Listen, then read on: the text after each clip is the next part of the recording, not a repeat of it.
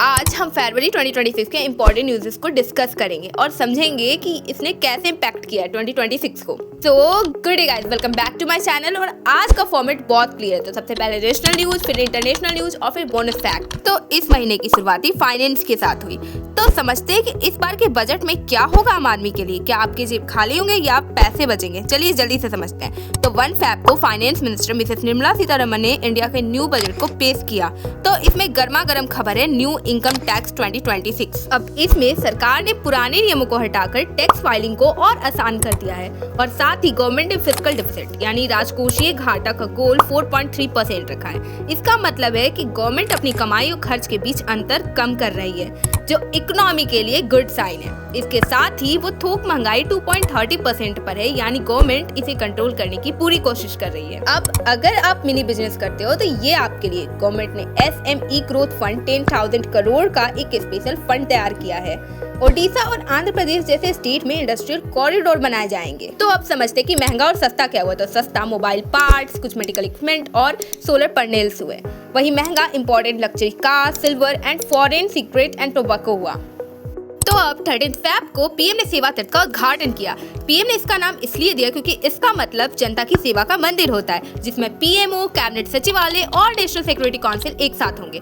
सेवा तीर्थ पूरी तरह से ग्रीन बिल्डिंग होगा, जिसमें advance cyber security system, anti drone system, full digital connectivity with 24/7 hours global leaders एक साथ कनेक्टेड होंगे। होम मिनिस्ट्री ने 23 फरवरी को देश की पहली फुल एंटी टेरर पॉलिसी प्रहार जारी की, जो एक पॉलिसी कम डेथ वारंट ज्यादा है। कैसे, इसे सुनो। इस पॉलिसी के 3 पिलर्स हैं कि अब गन्स वाले आतंकवादी ही नहीं बल्कि कीबोर्ड वाले आतंकी भी निशाने पर होंगे। Dark web and crypto terror funding को रोकने के लिए स्पेशल यूनिट बनाई गई है। बॉर्डर पर ड्रोन अटैक्स के लिए ऑटोमेटिक रिस्पॉन्स सिस्टम होगा। अब state police and central agencies का कम्युनिकेशन गैप खत्म होगा। डेटा शेयरिंग अब रियल टाइम पर होगी। 28 फरवरी को पीएम ने अजमेर में 14 साल की लड़कियों के लिए HPV वैक्सीनेशन अभियान शुरू किया। ये वैक्सीनेशन सर्वाइकल कैंसर से प्रोटेक्शन के लिए है। तो क्या एक NCERT की किताब जुडिशरी के लिए खतरा भी हो सकती है?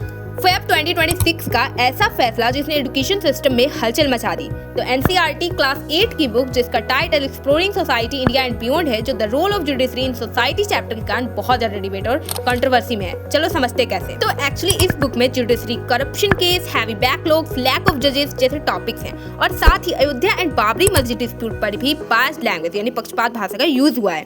तो सुप्रीम कोर्ट ने सो मोटो का यूज करते हुए केस में कड़ी आपत्ति जताई और संस्था को बदनाम करने वाला बताया, जिस कारण रातों रात किताबें स्टॉक से मंगाकर और पब्लिशर ने खुद माफी मांगी। अब क्वेश्चन है कि हम सब जानते हैं कि लैक ऑफ जजेस, करप्शन जैसे मामले हैं हमारे जुडिशरी में, तो क्या इंडिया के चिल्ड्रन को ये जानने का हक नहीं है? तो कोर्ट ने बोला इसमें लैक ऑफ बैलेंस है। इसमें निगेटिविटी को जोड़ दिया गया जबकि पॉजिटिव इंपॉर्टेंस पर नहीं बताया गया है। और क्लास 8 के बच्चे छोटे होते हैं और वे कानूनी प्रक्रिया को नहीं जानते, इससे पूरी तरह वह अनजान हो जाते हैं। तो अब मुझे कंफ्यूजन है, क्या टेक्स्ट बुक को बैन करके सॉल्यूशन किया जा सकता है या फिर कंटेंट बेहतर तरीके से फिर से राइट किया जा सकता था? तो चलो इस बिल को बहुत सिंपली समझते हैं। तो केरला डिस्प्यूट स्टार्ट कैसे हुआ? तो देखो, केरला के लोग अपनी भाषा मलयालम में केरलम ही बोलते थे। तो 1 नवंबर 1956 में कॉन्स्टिट्यूशन के फर्स्ट शेड्यूल में जब स्टेट फॉर्म हो रहे थे, तब केरला का नाम केरलम नहीं केरला ही लिखा गया। हिस्टोरिकल बताते हैं कि ब्रिटिश M और N का प्रोनाउंस नहीं कर पाते थे, इस कारण से उन्होंने केरलम को केरला प्रोनाउंस किया। तो अब बात करते हैं कि केरलम आया कैसे। तो जून 2024 में केरला गवर्नमेंट ने एक अनोनिमस रिजोल्यूशन पास किया, जिसमें कॉन्स्टिट्यूशन के 8 शेड्यूल में दर्ज ऑल लैंग्वेज में स्टेट का नाम केरलम करने की बात कही। तो अब केरलम शब्द 2 शब्दों से बना है, केरा और अलम। केरा मतलब कोकोनट और अलम मतलब भूमि। क्योंकि केरला 45% कोकोनट प्रोड्यूस करता है, तो ये नाम बिल्कुल उसके सेट का है। अब तुम पूछोगे कि ओल्ड नाम में दिक्कत ही क्या है, चल रहा है तो चलने दो। तो देखो, local pronunciation, identity and emotion के हिसाब से ये बहुत अधूरा लगता है। तो अब तुम पूछोगे कि इसमें दिक्कत ही क्या है, तो ये हाईली कॉस्टेबल होता है। गवर्नमेंट ऑफिस के sign boards, railway, constitution, airport, bus board, website, GPS etcetera को मिलाकर अबाउट 920 करोड़ के अमाउंट प्रेडिक्ट किया गया है। नेशनल न्यूज से इंटरनेशनल न्यूज पर शिफ्ट होते हैं। तो सबसे पहले जो बहुत ज्यादा ट्रेडिंग में चल रहा है, तो फरवरी 2026 में USA, इजराइल और ईरान के बीच का डिस्प्यूट और डेंजरस हो गया। तो अब ये वॉर स्टार्ट कैसे हुआ? तो 28 फरवरी 2026 को USA और इजराइल ने मिलकर ईरान पर भारी सरप्राइज एयर स्ट्राइक शुरू किया, जिसको अमेरिका ने ऑपरेशन एपिक फरी का नाम दिया। ये हमले और टारगेट ईरान के न्यूक्लियर ठिकाने, मिलिट्री इंफ्रास्ट्रक्चर और लीडरशिप पर थे। तो रिपोर्ट्स की माने तो इन शुरुआती हमलों में ही ईरान के सुप्रीम लीडर की डेथ हो गई और इसके साथ ही कई और बड़े ऑफिशियल भी मारे गए। ईरान भी चुप कैसे बैठता, इसके लिए इसने अमेरिकन मिलिट्री बेसिस पर सैकड़ों मिसाइल और ड्रोन दाग दिए और साथ ही उन अरब कंट्रीज को भी टारगेट किया जिसने यूएस फोर्सेस में मौजूद थे, जैसे यूएई, कतर और बहरीन। अब क्वेश्चन है कि ईरान और इजराइल की कहानी में यूएसए कहां से आ गया? तो यूएसए का मकसद ईरान को न्यूक्लियर बम बनाने से रोकना था। यूएसए को थ्रेट था कि ईरान के पास लॉन्ग रेंज मिसाइल और ड्रोन हैं, क्योंकि ये यूरोप से लेकर यूएसए तक भी पहुंच सकते हैं। ट्रंप की खुफिया जानकारी के अनुसार ईरान यूएसए पर बड़े हमले करने वाला है, तो ट्रंप ने ये सब सेल्फ डिफेंस के लिए किया। अब समझते कि इसका दुनिया पर क्या असर हुआ।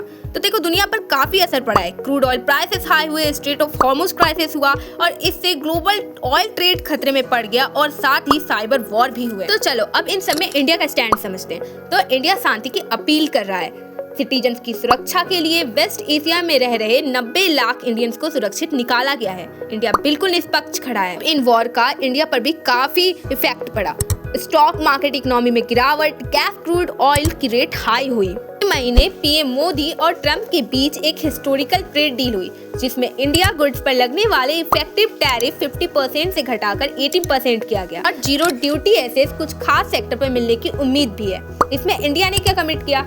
तो इंडिया अगले 5 सालों तक यूएसए से लगभग $500 बिलियन की एनर्जी और टेक्नोलॉजी बाय करेगा। साथ ही यूएसए ने दावा किया कि इंडिया ने रशियन ऑयल की खरीद कम करने की बात कही। इंडस्ट्रियल एंड एग्रीकल्चर गुड पर से टैरिफ कम करने की भी बात कही है। हालांकि इस ट्रेड डील अनाउंसमेंट के बाद ही यूएस सुप्रीम कोर्ट ने एक फैसला किया, जिसमें ट्रंप के पुराने टैरिफ रेजिम को इनवैलिड कर दिया गया। इसके बाद ही यूएसए ने ऑल कंट्रीज पर टेम्परेरी 10% ग्लोबल टैरिफ लगाया। फिलहाल गवर्नमेंट ने ट्रेड डील पर साइन करने से मना कर दिया है, क्योंकि उनका कहना है कि फाइनल ग्लोबल टैरिफ स्ट्रक्चर्स पर ही साइन करेंगे। पाकिस्तान ने अफगानिस्तान के अंदर के इन इलाकों पर एयर स्ट्राइक किया।